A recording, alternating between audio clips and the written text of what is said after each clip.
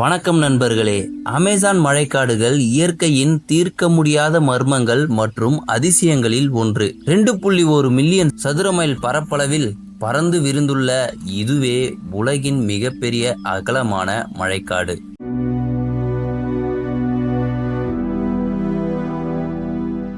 Amazon காடுகள் உலகின் மிகப்பெரிய காடு என்றும் அங்கு ஏராளமான மூலிகைகள் கிடைக்கும்னு நமக்கு தெரியும். ஆனா அமேசான் காடுகள்ல எண்ணற்ற மர்மங்களும் ரகசியங்களும் நிறைஞ்சிருக்கு. இந்த வீடியோல அமேசான் காடுகளோட மர்மங்களையும் பல அதிர்ச்சியான உண்மைகளையும் தெரிஞ்சுக்கலாம் வாங்க.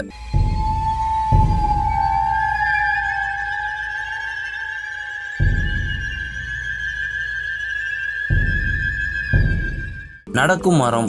நம்ம ஹாலிவுட் படங்களிலும் சில சீரியல்லையும் கிராபிக்ஸோட உதவியால நடக்கும் மரங்களை நாம பார்த்திருப்போம். ஆனா அமேசான் காட்டுல உண்மையிலேயே நடக்கும் பனைமரம் இருக்குன்னு சொன்னா நீங்க நம்புவீங்களா? நம்பலனாலும் அதுதான் உண்மை. படத்துல வர மாதிரி மரம் ஓடலனாலும் அது தன்னோட இடத்தை விட்டு நகர்ந்து கொண்டே இருக்கு. அதாவது சூரிய ஒளி எந்த திசையில வருகிறதோ அதே திசையில இந்த மரம் நகர்வது தான் இதுக்கு மிகப்பெரிய காரணம். அதோட புதிய வேர்கள் முன்புறம் உருவாக தொடங்கி பின்னால் உள்ள வேர்கள் மெதுவாக முடிவடையும். அதனாலதான் இந்த மரம் முன்னோக்கி நகருது.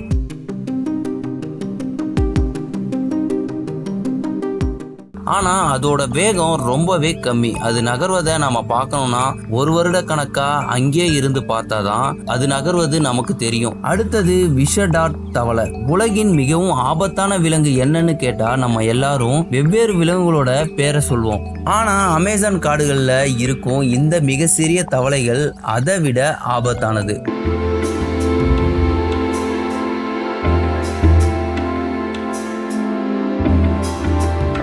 தங்க நிறத்துல அழகா காணப்படும். இது உலகின் அதிக நச்சுத்தன்மை வாய்ந்த விலங்குகளில் ஒன்று. இந்த டாட் தவளைகள் விஷம் 10 பேரை கூட கொல்லும். இந்த தவளைகள் அமேசான் காட்டுல உள்ள மற்ற ஆபத்தான உயிரினங்களிலிருந்து தங்களை காப்பாற்றிக் கொள்ள விஷத்தன்மை வாய்ந்தவை என்று விஞ்ஞானிகள் கூறினாலும் அதோட விஷத்தின் உண்மையான காரணம் கண்டுபிடிக்க முடியல. அடுத்து பொட்டு பறவை. பொட்டுன்னு பெயர் கொண்ட இந்த பறவை அமேசான் காடுகள்ல காணப்படும் மற்றும் தன்னை மறைக்கும் கலையில நிபுணத்துவம் பெற்றது.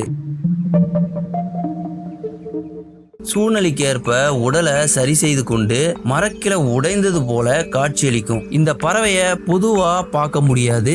ஏன்னா அது பெரும்பாலும் இரவில வெளியே வந்து பகலில ஒரு மரத்தின் உடைந்த கிளையா மாறும். அதனாலேயே அதை நம்ம பார்க்க முடியாது. இந்த பறவை ஒரே தோரணையில நீண்ட நேரம் அமர்ந்திருக்கும். அடுத்து கொதிக்கும் நதி. நம்ம பல வகையான நதிகளை பற்றி கேள்விப்பட்டிருப்போம். ஆனா அமேசான்ல கொதிக்கும் நதியை பற்றி எப்போதாவது கேள்விப்பட்டிருக்கீங்களா?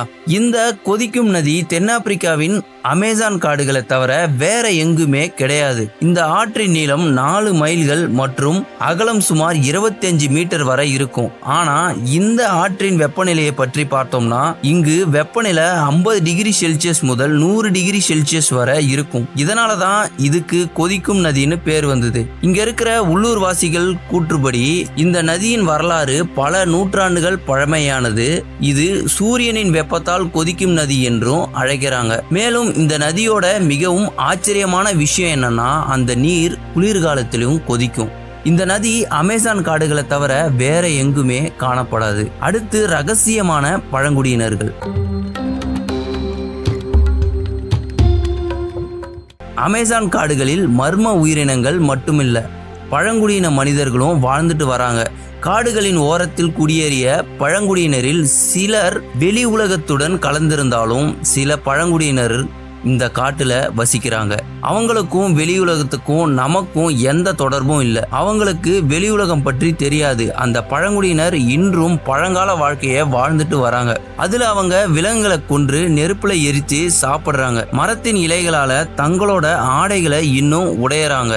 அமேசான் காட்டுல வாழும் இந்த பழங்குடியினர் ஒருபோதும் வெளி உலகத்தை சந்திக்க விரும்பல. வெளியில உள்ளவங்களையும் தங்களோட உலகிற்குள்ள வர அனுமதிக்க மாட்டாங்க. இவங்களை பற்றி தெரிஞ்சு கொள்ள உள்ள போனவங்க யாருமே உயிரோட திரும்ப வரல.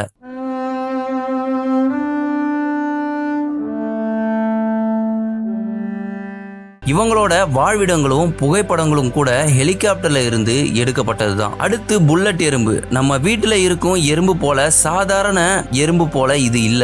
இது ஒரு முறை கடிச்சதுன்னா துப்பாக்கி குண்டு துளைத்தது போல வலி ஏற்படும். அதனாலதான் இதுக்கு புல்லட் எறும்புன்னு பேரு.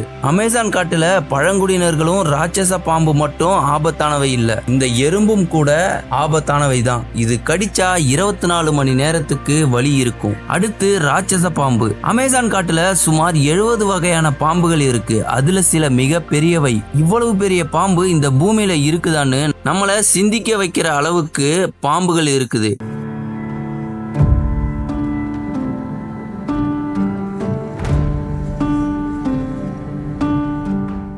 நிஜ வாழ்க்கையில அனகொண்டா மிகவும் பெரியது என்றாலும் அதோட உண்மையான அளவு தெரியல.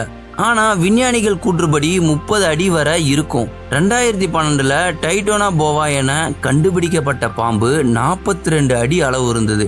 ஆனா அமேசான் காடுகளை சுற்றி வாழும் மக்கள் 160 அடி நீளமுள்ள பாம்பை பார்த்ததாக நம்புறாங்க. அதோட வாய் 6 அடி நீளம் வரை இருந்ததா சொல்றாங்க. அடுத்து வேம்பியர் மீன். வேம்பியர் மீன் ஒரு மூர்க்கமான வேட்டக்கார மீன். அது ஒருபோதும் சண்டையிலிருந்து பின்வாங்காது. பெரிய அடிப்பற்கள் மற்றும் ரேசர் கூர்மையான பற்களோட ஆயுதம் ஏந்திய இந்த தீய மீன் அமேசான் படுகை அதிகம் காணப்படும். இந்த மீன் நீரோட்டத்துடன் நீந்தும். ராபிட்ஸ் மற்றும் நீர்வீழ்ச்சிகள் வேம்பயர் மீன் கூடும் பொதுவான இடங்கள்.